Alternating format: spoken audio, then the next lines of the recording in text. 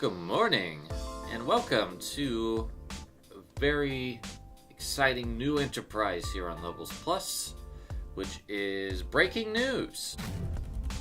I finally have a reason to throw this into videos more frequently now. I've noticed over the last year that I've moved away from reacting to news on Levels Plus whenever, but occasionally I do want to do that sort of thing. I used to do like news roundups on the blog proper, but I think it's more interesting to talk about it live versus typing that type of stuff out.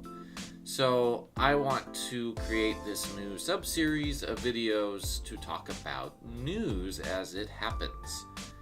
And I've got some news for you today, so let's go ahead and switch off of me onto the announcement of Xenoblade Chronicles X Definitive Edition. Coming to Switch on March 20th, 2025. This is courtesy of Nintendo Everything.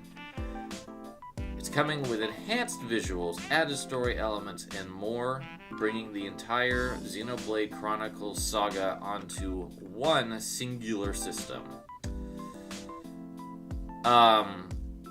So there's a few big differences with Xenoblade Chronicles X. We'll talk about those as the trailer plays.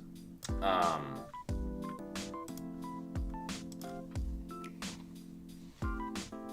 turned it way down, so you won't hear a lot of the music or the voiceover with me, because I want to be able to talk over it and not be distracted. The big thing about Xenoblade Chronicles X that differentiates it the most from its numbered counterparts is you are a custom character. So this guy here in the back, that's you. This is a custom avatar, so you can make yourself look like however you want. Elma, here in the front, is the quote-unquote main character of Xenoblade Chronicles X in terms of a Monolith Soft designed character, but she is not the protagonist. She is a support character. So she will be one of the main characters in your quest, but she is not the one that will be driving the story per se.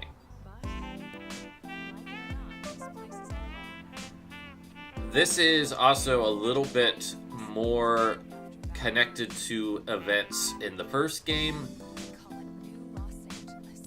in terms of plot beats I don't want to get into, but you'll notice that Elma referred to this city as New Los Angeles. So this connects back to Earth, and that's all I'm going to say.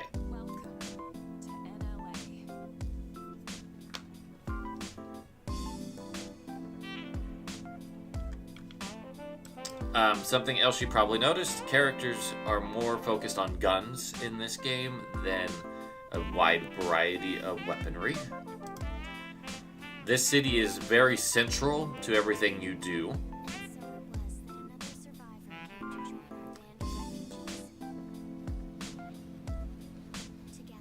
But the remaster looks spectacular, much like with Xenoblade Chronicles Definitive Edition.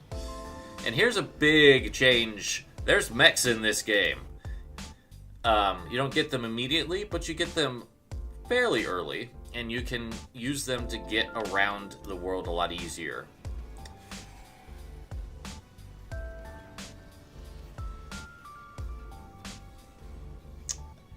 The music is also done by a completely different composer. Ace Plus and all are not involved with Xenoblade Chronicles X, at least originally. I'm not sure how they're handling the music with Definitive Edition.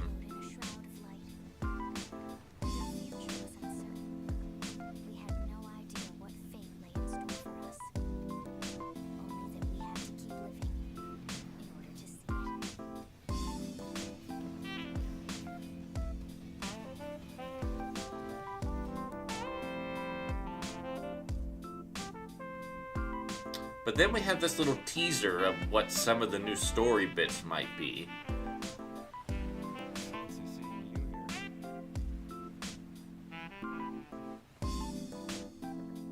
And we have no idea, at least without deep diving into the lore of the entire series, what that little preview means.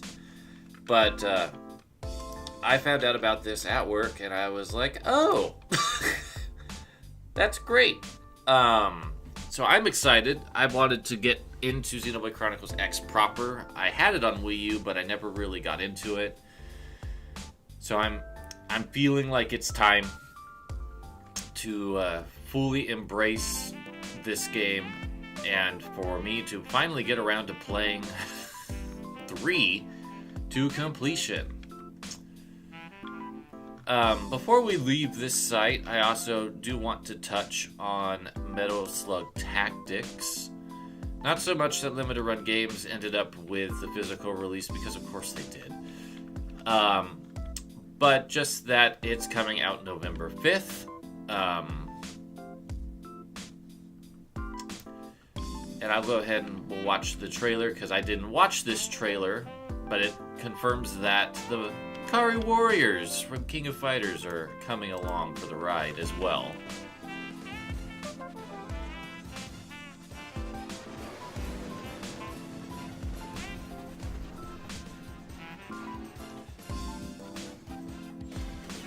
And Leona's one of my favorite characters, period. So her being in this game is very exciting.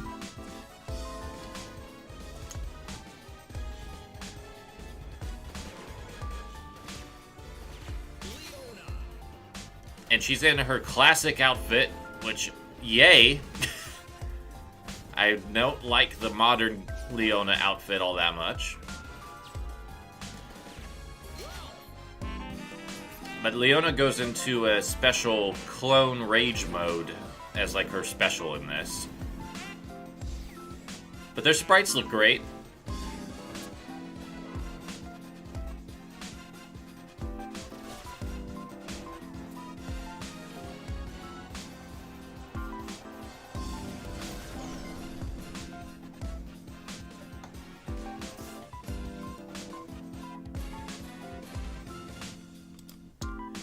I can't believe that's coming out next week.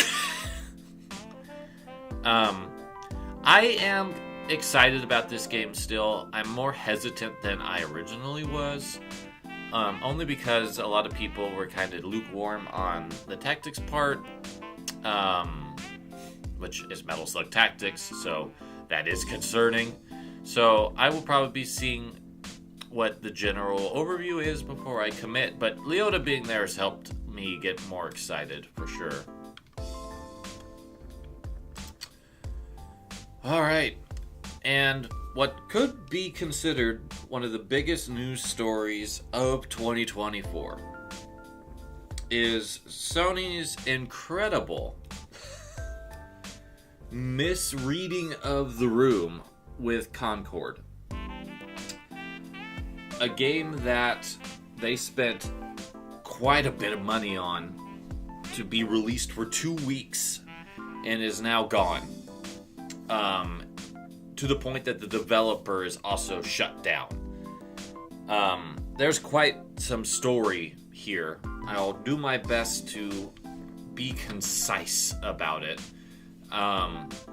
Polygon has a pretty decent consolidation, but ultimately what has happened is that Sony bought this developer, Firewalk Studios, a couple years ago, and they were working on something like Concord, and Sony wanted to get into the live service game, and not fully realizing that the live service game is already full, as many other studios have learned in recent years.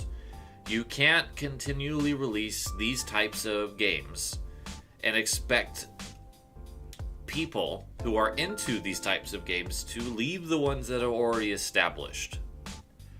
Fortnite and Overwatch et al. I don't remember all of them. Valorant, whatever EA's is that I can't remember the name of right this second. Those have kind of established themselves, and there's only so much room for more team-based hero shooters. Blizzard themselves learned that lesson with Overwatch 2 not being as successful as the first game, and that they're actually backpedaling some to kind of make the game more like Overwatch 1, from what little I read about that game. So Sony attempting to do their own live service hero shooter with Concord was almost doomed to fail, because they didn't really say anything about it while it was being developed. They just kind of dropped it as like the anchor point of their state of play in May, which I did write about. And unfortunately, the debut was not well received because it just felt very Guardians of the Galaxy imitator. And it was then followed up by Microsoft and Nintendo and Summer Games Fest all having better shows than Sony's, because this was supposed to be a huge thing for Sony, and it just was not. So the game comes out in late August to middling numbers.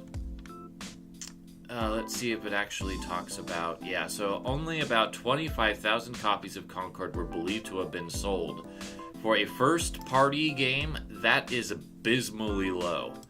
And I have read that there were not that many people playing it. It's like they sold more than people were playing it. So, 2 weeks later, Sony pulled Concord from sale. Got all of the physical copies shipped back to them, and said they were going to see about bringing the game back later on with this newfound knowledge that should have been in front of their face, but they ignored it because we're in arrogant Sony era again. And they just decided to just shut down the entire enterprise, including the developer. So, this is just yet another shitty resolution to 2024's continual layoffs and shutdowns and just general malaise that has impacted the industry and has cost thousands, if not tens of thousands, of employees' jobs. Another developer, Neon Koi, was also shut down in this same announcement. They were working on a mobile game for Sony. Don't know what it was. Don't think we'll ever know what it was until somebody breaks NDA. But it's just a really poignant example of Sony being in that we're the leader in the industry again, so we're going to really make ham-fisted decisions and not really care about looking good. I have a PS5. I don't have it for anything Sony's doing. The only thing that remotely interests me in current Sony is Horizon, a little bit, and the new Ghost of Yokai, or whatever that game's called. Everything else that they're doing is almost deliberately against how I feel. So, it just sucks that we've lost 2 development studios, and it's clear that Firewalk was talented. I mean, they made a good game. They just made a game in a genre that's too saturated. And they made it for a company that is too callous to realize that the game that they were making shouldn't be made. That is today's Levels Plus breaking news. We'll see how these move forward, but it's just nice to know that I no longer have to wait for an episodic structure to record reactions to what's happening in the gaming space. So, until next time, Take care.